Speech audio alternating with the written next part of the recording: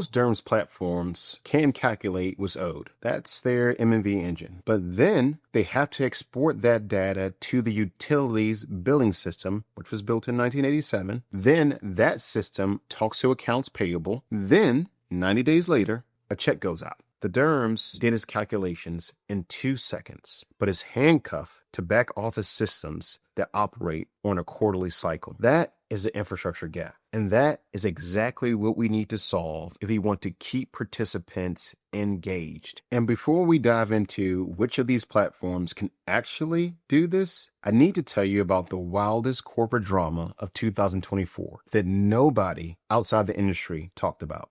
Do you remember AutoGrid?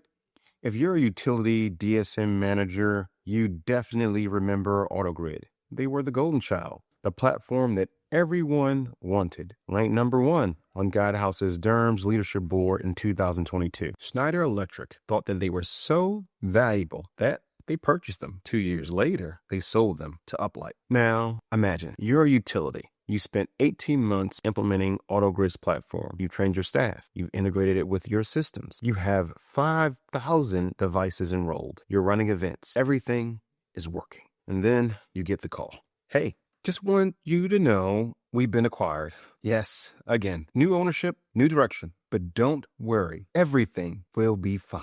That is not hypothetical. That has happened to dozens of utilities in 2024. Or how about this? OhmConnect, huge residential demand response aggregator operating in California. They merged with Google Nest Renew to become Renew Home. Sidewalk Infrastructure Partners put in $100 million and became majority owner. Here is why this matters and why I'm spending time talking about industry gossip. The technology you choose today may not exist in 2 years. The vendor that you bet your entire demand response strategy on may be merged or shut down before your next rate case. So as I walk you through the vendor landscape, I want you to ask yourself one question. How do I build resilience into my choice? Because the technology is important, but the business model behind the technology, that's what determines if you're still operational in 2027. Now, let's take a look at who's actually standing after the dust settled. Here's the landscape as it exists today. Now, I'm not going to organize by who has the flashiest pitch deck. This will be organized by what each player does best. Category 1, the platform leaders. If you need scale, these are your options. Energy Hub.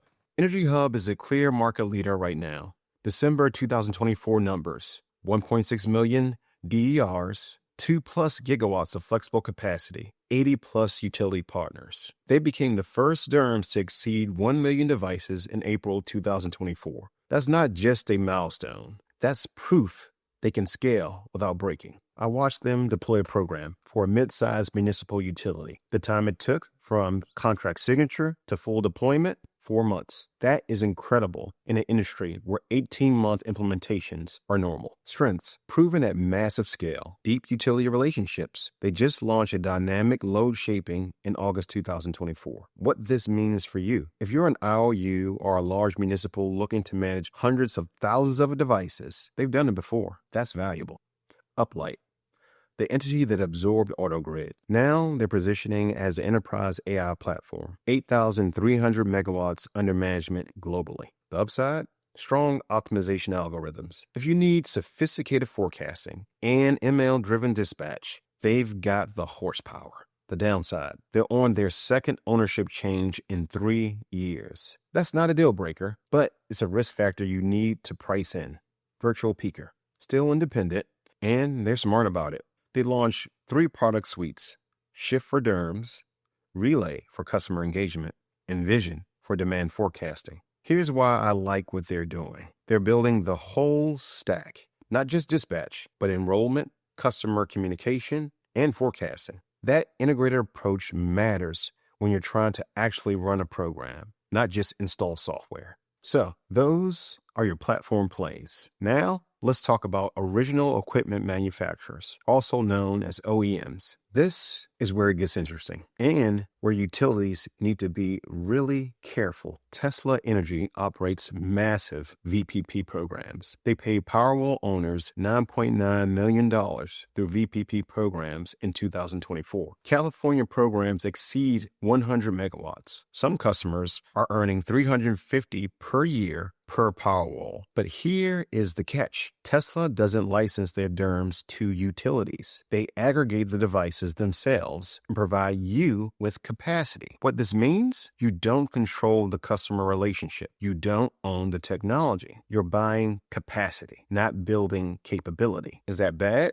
Not necessarily. It depends on your strategy. If you want to build capacity fast without building internal expertise, then Tesla's your play. If you want to own the customer relationship and build internal long-term capability, then you need a different approach. Sunrun, 200,000 plus customers in 16 VPP programs across 9 states, nearly 80 megawatts combined. They're using Lunar Energy's Lunar GridShare VPP software now. California's CalReady VPP, they went from 16,000 customers in 2024 to a projected 75,000 in 2025. That's a 4x growth in 1 year. Over 50% of new Sunrun customers install storage. 70% of storage attachment rate in Q2 2025. The residential battery market is exploding, and these OEMs are aggregating faster than most utilities can even write RFPs. A conversation with a utility CEO took place 6 months ago. She said, we spent 2 years building an internal VPP program. In that time period, we've enrolled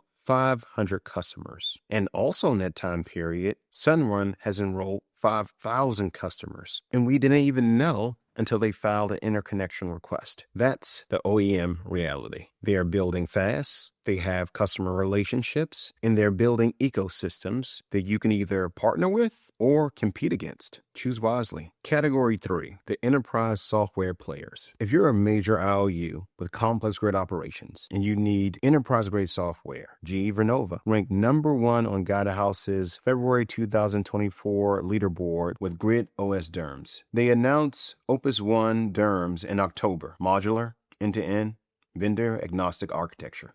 Schneider Electric, despite selling AutoGrid, their EcoStruxure DERMS launched at PG&E and went live in 2023.